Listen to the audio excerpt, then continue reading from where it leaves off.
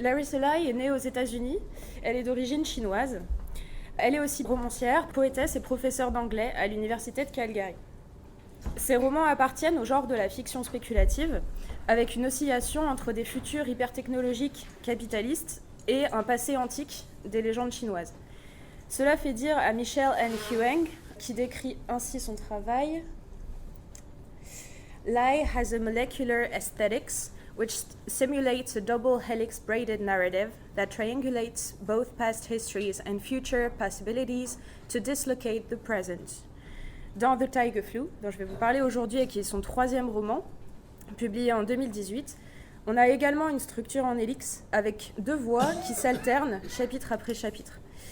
Si contrairement à ses romans précédents, The Tiger Flu place ces 2 protagonistes dans la même temporalité, on a bien tout de même la persistance de la tentative de récupérer un passé oublié, un futur impossible et un présent en lambeaux, afin de rétablir du sens. Les 2 protagonistes s'opposent en de nombreux points.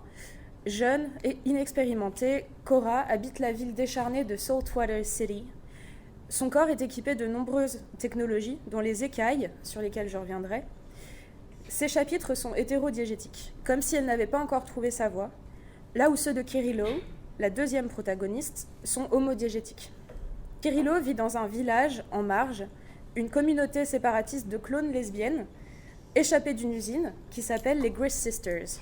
Elle refuse d'utiliser les technologies des citadins, préférant l'autosuffisance et l'indépendance totale, une méfiance qui est une conséquence du passé où elles ont été exploitées dans des usines et poursuivies. Lorsque la plupart des Grist Sisters sont kidnappées par une multinationale qui veut les asservir de nouveau, Kirilo doit partir à leur recherche, ce qui l'amène jusqu'à l'école de danse de Cora, où les 2 protagonistes se rencontrent. Malgré leur relation conflictuelle, elles se retrouvent à lutter contre la même ennemie, une savante folle qui s'appelle Isabel Cho. Les aspects du roman qui ont été étudiés jusqu'ici sont principalement la question des relations queer et de la reproduction des clones post-humaines, qui recèlent l'aspect utopique de cette dystopie. Julia Gateman a également mis en lumière l'aspect postcolonial du roman, qui subvertit des tropes orientalistes de la science-fiction. Cependant, il y a aussi toute une réflexion philosophique et politique sur la mémoire individuelle comme collective, qui amène à s'interroger sur les régimes d'historicité et de temporalité. Je m'intéresse particulièrement à la tension entre la mémoire et l'oubli, qui se joue dans la relation du présent post-apocalyptique au passé traumatique. Les personnages sont tous obsédés par le passé, qui est à la fois l'objet de nostalgie, en raison de l'état délabré du présent, mais aussi une source d'inquiétude et le lieu du traumatisme. Pour cette raison, je commencerai par analyser le cadre post-apocalyptique dans une première partie sur la mémoire d'un monde brisé. Ensuite, je parlerai plus en détail des novums technologiques que Lai met en place, notamment une drogue qui permet de se défoncer littéralement à l'histoire, mise au service d'une privatisation de l'histoire. Et je terminerai sur la question de l'addiction à l'histoire, devenue une substance consommable qui fait du passé la temporalité alternative au présent. Le roman donc se déroule dans un monde post-pétrole au climat déréglé, en 2145, où la population est ravagée par la mystérieuse épidémie de grippe du tigre, donc du titre, qui touche surtout les hommes, menaçant la survie de l'espèce humaine. L'avant-après de la grippe, mais aussi l'avant-après du changement climatique, structure à la fois le temps et l'espace. La rupture est marquée par la façon dont les personnages font référence au temps d'avant, the time before, comme à une unité temporelle complètement étrangère à leurs conditions actuelles. La ville de Saltwater City est un bidonville du futur, a ruin that somehow keeps on being a city, d'après Kirilo, une image donc familière aux lecteurs et spectateurs de fiction dystopique. Le présent est délabré, marqué par des inégalités de richesse extrêmes, donc au milieu des ruines, les riches vivent dans des tours de verre, et les ravages de la drogue, ce qui littéralise l'expression Junkyard of Dreams de Mike Davis, même s'il ne s'agit pas de Los Angeles, mais probablement d'une autre ville de la côte ouest, Vancouver. Le futur est obstrué et impensable dans ce contexte. Pour soi-disant sauver l'humanité, Isabel Cho, la PDG d'une multinationale qui s'appelle Host, et qui est aussi inventrice et donc une version féminine de la figure du savant fou, a un projet, téléverser les esprits de tout le monde sur des méga-serveurs, des satellites en orbite autour de la Terre, afin de, je cite, « soigner l'esprit du corps, to cure the mind of the body ». Elle voit le corps humain vulnérable à la grippe et la matière terrestre polluée comme des obstacles, des faiblesses à éliminer. L'esprit ainsi purifié serait stocké à l'abri dans un espace virtuel. Cette intrigue, qui parodie des fantasmes cyberpunk, repose bien sûr sur le dualisme corps-esprit hérité de Platon et du christianisme. Les Grist Sisters, elles, rejettent ce dualisme, et c'est la deuxième partie de la même citation. But to us Grist Sisters, it is simply a death machine. It imagines the mind can be separated from the body. We don't believe that. Ainsi, en l'absence de futur imaginable dans des conditions présentes moribondes, la classe dirigeante capitaliste offre un futur éternel sous forme de l'immortalité numérique. La ville virtuelle de Cho s'appelle d'ailleurs Quai d'Espoir. À ce titre, la communauté séparatiste des rebelles, les Grist Sisters, pourrait représenter une enclave utopique, comme c'est souvent le cas dans la science-fiction féministe. Mais en réalité, ce n'est pas le cas. Leur présent est tout à fait précaire, comme pour les citadines et les citadins, en raison de leur histoire traumatique. En effet, elles descendent d'une clone échappée d'une usine qui s'appelait Chanling, qui a fait muter leur ADN commun pour leur permettre de se reproduire par parthénogenèse. Elles portent en elles le traumatisme des origines de leurs ancêtres, qui étaient donc une main-d'œuvre jetable. Elles sont aussi les rescapées d'un génocide mené par les ancêtres d'Isabel Cho. Elles tentent malgré tout de faire survivre leur mémoire collective. She teaches me my genealogy. You know, like where we came from. Kirillo parle de sa mère ici. What we're here for. You must hold these things, Kirillo, she tells me. We hold all that remains of the old world's knowledge in our raw brains. That means we need to be extra smart. Les paroles de la mère clone trahissent la précarité de la mémoire et de la connaissance de l'histoire, non seulement incomplète, mais reposant sur un médium non fiable, le cerveau humain. La transmission de l'histoire est pourtant la condition nécessaire au futur. L'ambivalence du rapport à la mémoire se cristallise dans l'usage qu'elles font d'une plante, appelée Forget Me Do, détournement de Forget Me Not, qui veut dire le myosotis en anglais. Elle sert de drogue pour transformer la douleur en plaisir lors des interventions chirurgicales. Et c'est à partir de cette plante que sera synthétisée la drogue du passé. Cependant, la Forget Me Do est aussi utilisée pour effacer délibérément des parties de la mémoire, notamment ce qu'elles veulent oublier. Through its use, we cultivate what we remember and what we forget in order to make grist history. Ainsi, Kirillo dit qu'elles ont un héritage brouillon, a messy legacy, avec lesquels elles ne sont pas en paix. Le traumatisme, en effet, est intergénérationnel. Lorsque les sœurs sont capturées de nouveau dans le présent, Kirillo vit une sorte de dissociation temporelle. Our mother of milk and mildew, our mother of dirt, I chant, soft now, both here in the murderous present and there in the genocidal past. Cela évoque la notion de post-mémoire théorisée par la chercheuse Marianne Hirsch, qui décrit le lien qu'entretient la génération d'après, et même celle d'encore après, avec un traumatisme culturel hérité des parents. À l'origine formulé pour parler du contexte de l'Holocauste, le concept s'est étendu à d'autres contextes de guerre, de déportation, de génocide, d'esclavage, de colonisation. Et c'est bien une post-mémoire qui marque Kirillo ici. Ce n'est pas son passé individuel, le genocidal past, le passé génocidaire dont elle parle, ce n'est pas son passé, c'est celui qu'elle a reçu de ses ancêtres et qui est réactivé dans le présent par la violence du présent. Le rejet dont les Grist Sisters sont victimes dans le présent sont les conséquences de l'exploitation capitaliste de ces clones de femmes asiatiques conçues pour servir de main-d'œuvre. D'ailleurs, le choix de femmes asiatiques permet de rappeler qu'elles sont toujours conçues comme un réservoir de main-d'œuvre disponible et jetable, comme le disait déjà Donna Haraway dans le Manifeste Cyborg. Ainsi, le passé est l'endroit du traumatisme, des catastrophes multiples qui ont donné ce présent délabré. Les personnages font sans cesse retour vers un passé traumatique qui n'est pas assimilé. En effet, les technologies de la mémoire sont utilisées contre les personnages. L'AI met en place des novums, c'est-à-dire dans les termes de Darko 7, une innovation validée par une logique cognitive qui détermine la logique narrative d'une réalité fictionnelle. Je vais en mentionner 3. Les satellites, sur lesquels les âmes devraient être téléversées, les écailles, les scales, et enfin la drogue, la Enlight. Dans l'épilogue du roman, Cora, devenue un arbre, et qui a acquis alors à ce moment-là sa propre voix à la première personne, raconte aux nouvelles enfants des Grist « It was a time of information blackout. Everything they knew in the time before was stuck on Cheng and Eng, and only the elites had access. Even now, our wisest Grist scholars don't know everything they knew. » On a ici un commentaire de Lai sur l'externalisation de la mémoire qui crée une dépendance au numérique, ainsi que sur la mainmise d'entreprises privées sur les données ainsi objectivées. Parce qu'auparavant, Cheng et Eng étaient des services publics, ils ont été privatisés. Par ailleurs, le projet de téléverser les humains sur ces mêmes serveurs indique que les humains et les humaines sont réduites à des données comme les autres. Une fois le passé confisqué, Isabel Cho, la méchante, revend cyniquement le passé, sous forme d'écailles, les scales, un deuxième novum donc.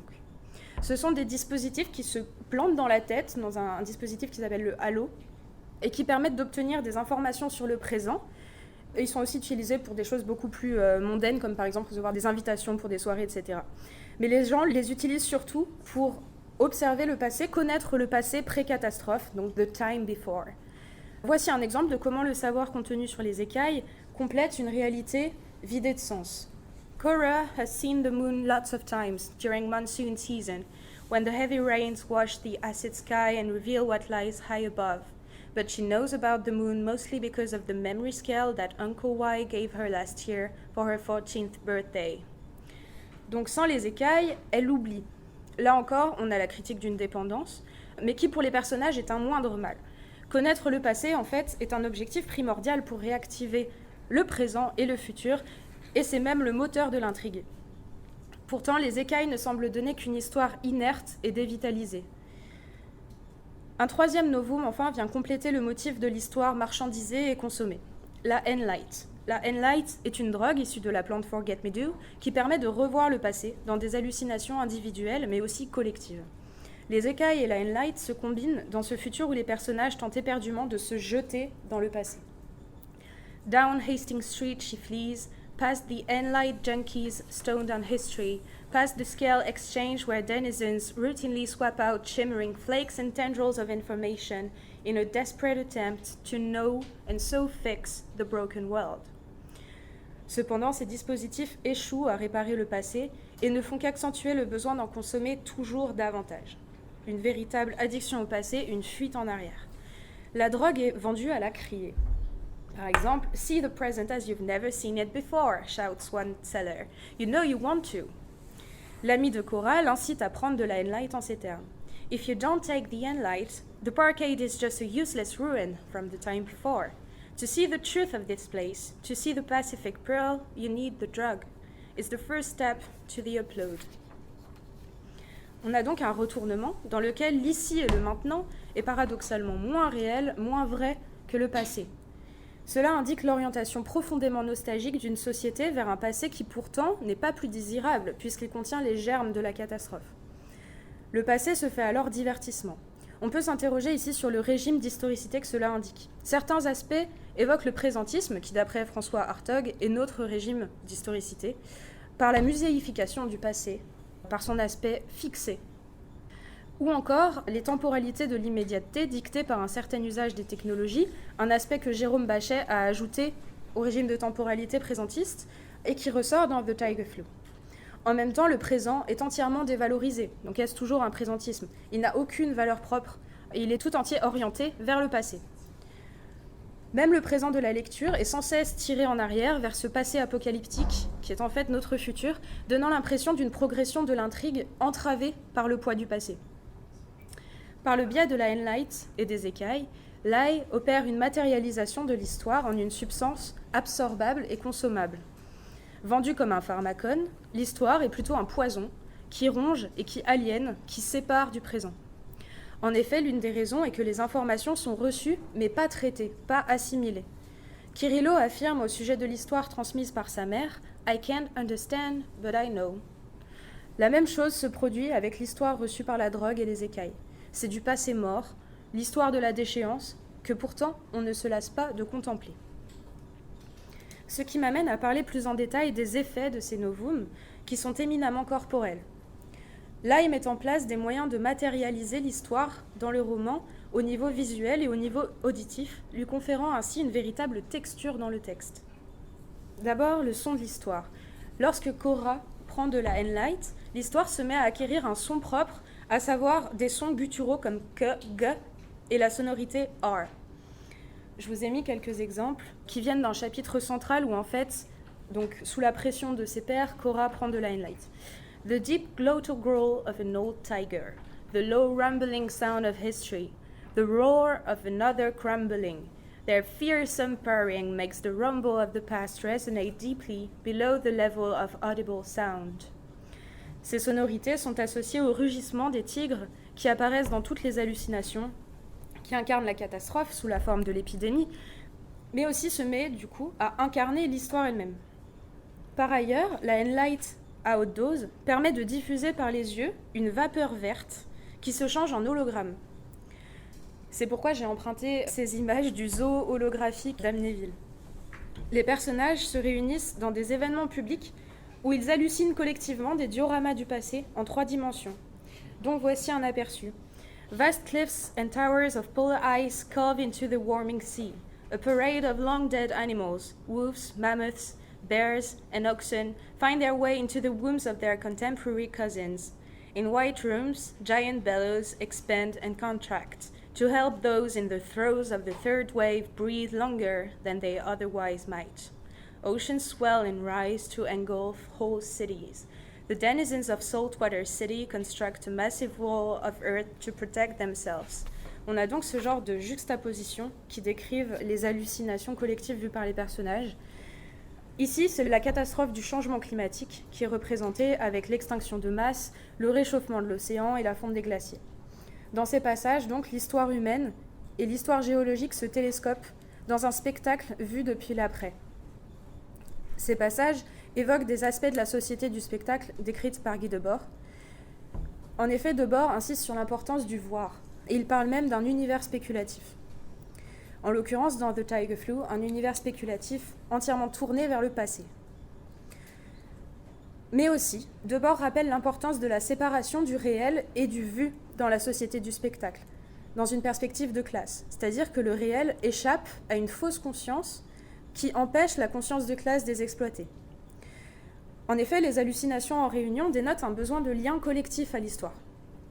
Or, ces représentations les font échapper au présent, précisément le présent dans lequel les personnages pourraient créer ces connexions manquantes et qui donnerait un sens au présent. Voici un autre exemple, cette fois une hallucination non pas collective mais solitaire de Cora lorsqu'elle est droguée une deuxième fois à son insu. She screams and can't stop screaming. She becomes the howl of a lost dog in the night, the scream of a decade past and the decade prior to that, the trail of tiger flu in reverse.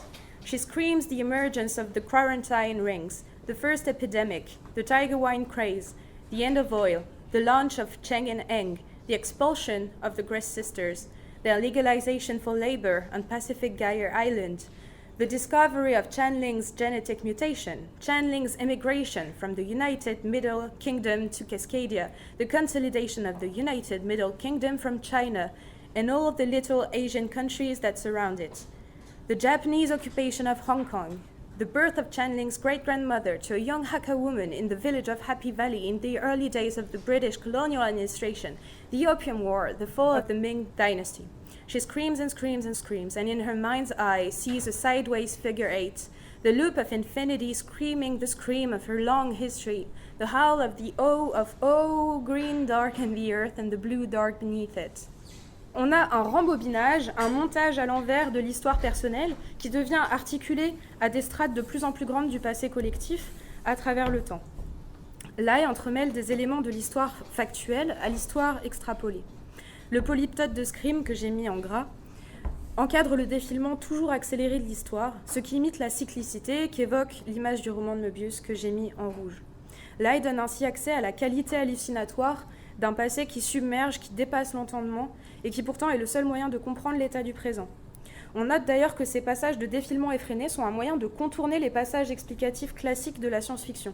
Ils permettent d'expliquer notamment l'origine de la grippe du tigre, l'origine de Cheng et Eng, les redistributions géopolitiques et toute une série d'autres éléments rencontrés auparavant dans le récit, sans pour autant épuiser les possibilités de ce récit, parce que les allusions et les ellipses contenues dans ces passages maintiennent une part de mystère et en génèrent encore davantage. Dans le dernier passage, je l'ai dit, l'héroïne est droguée à son insu. En effet, les deux héroïnes consomment de la Enlight, mais contre leur gré, et sont forcées de se confronter soit à un passé honteux, la famille de Cora a en fait accidentellement créé la grippe du tigre, soit traumatisant, Kirilo doit revivre la capture de ses sœurs et le génocide. Recevoir l'histoire apocalyptique spectaculaire sans pouvoir l'assimiler, ni rejouer le drame des origines n'est jamais présenté comme satisfaisant. Il y aura encore beaucoup à dire sur cette question du passé comme temporalité alternative au présent dans The Tiger Flu, comme par exemple la question de la spatialité de la mémoire ou encore l'épilogue qui aborde à nouveau frais la question de la transmission.